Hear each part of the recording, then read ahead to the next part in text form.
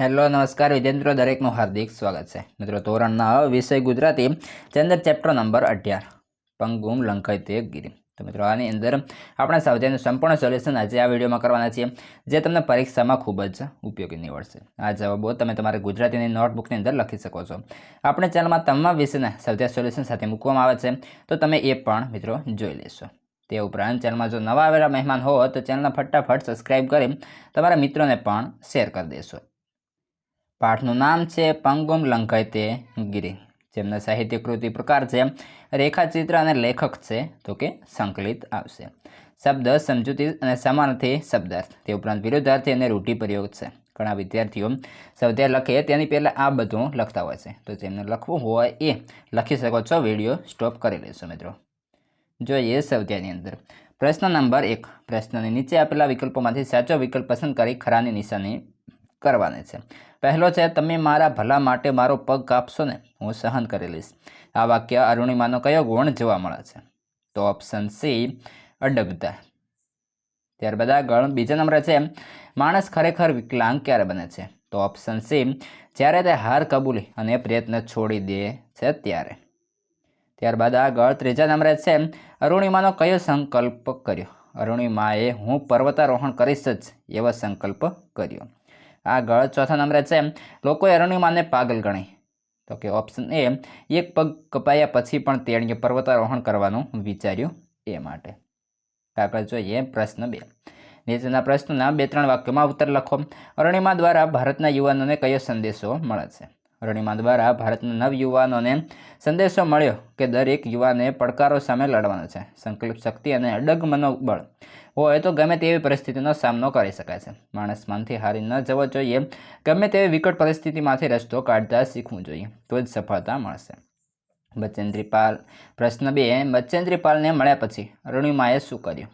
જોઈએ જવાબ.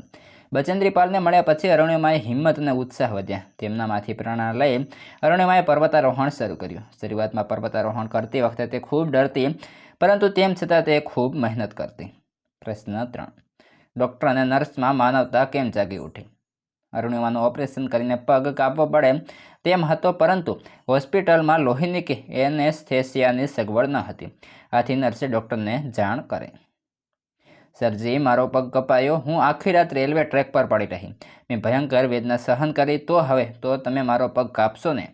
હું વેદના સહન કરી લઈશ. આવી અડગતા જોઈને ડૉક્ટર અને નર્સમાં માનવતા જાગી. પ્રશ્ન 3.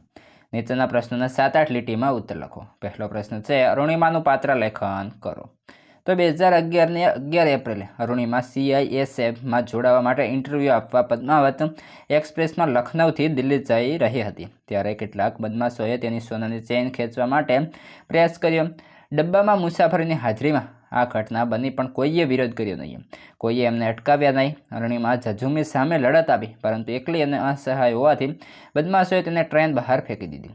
અને દુર્ભાગ્યે એ જ વખતે સામેથી બીજી ટ્રેન પસાર થઈ અને તેના ઉજ્જવળ ભવિષ્યને કચડતી ગઈ. અરુણિમાનો ડાબો પગ ટ્રેન નીચે કપાયો. લોહી લુહાણ હાલતમાં આખી રાત એ મદદ માટે બૂમો પાડતી રહી, પણ કોઈ એની મદદે આવ્યું નહીં. રાત્રિના અંધકારમાં 7 કલાક ટ્રેક ઉપર પડી રહી. એની મદદે કોઈ ફરક્યું નહીં. અરુણિમાનો ડાબો પગ માત્ર ચામડી ભેર લટકતો હતો. જમણા પગના હાડકાના ઘણા ટુકડા થઈ ગયા. તેની કરોડરજ્જુમાં તિરાડો પડી હતી.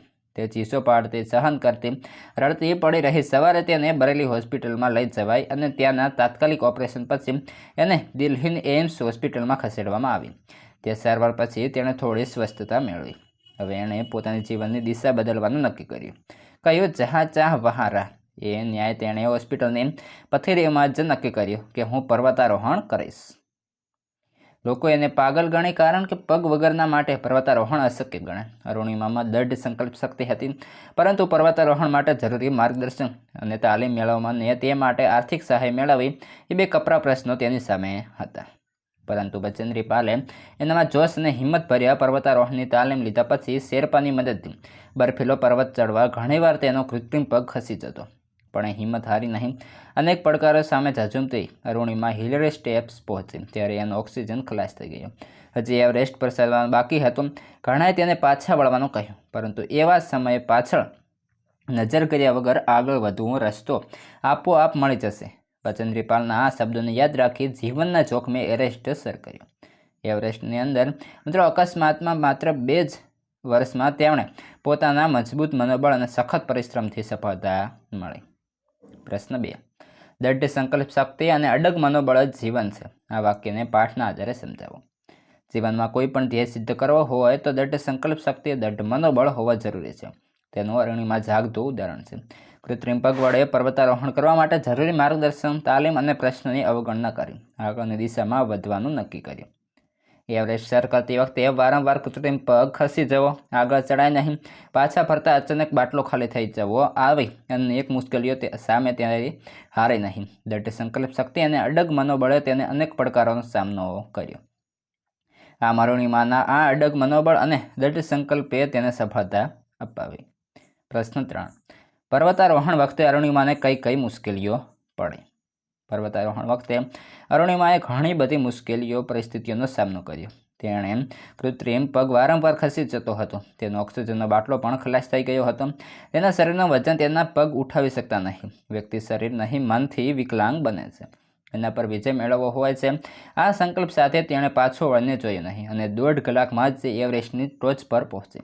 આ તેના લોખંડી મનોબળની જીત હતી. પણ પાછા ભરતા તો ઓક્સિજન રહ્યો નહોતો. એક બ્રિટિશ પર્વતારોહકે તેના તરફ ઓક્સિજનનો બાટલો ફેંક્યો અને તેનું જીવન બચી ગયું. તો આ હતું તમારું સંપૂર્ણ સ્વાધ્યાય સોલ્યુશન.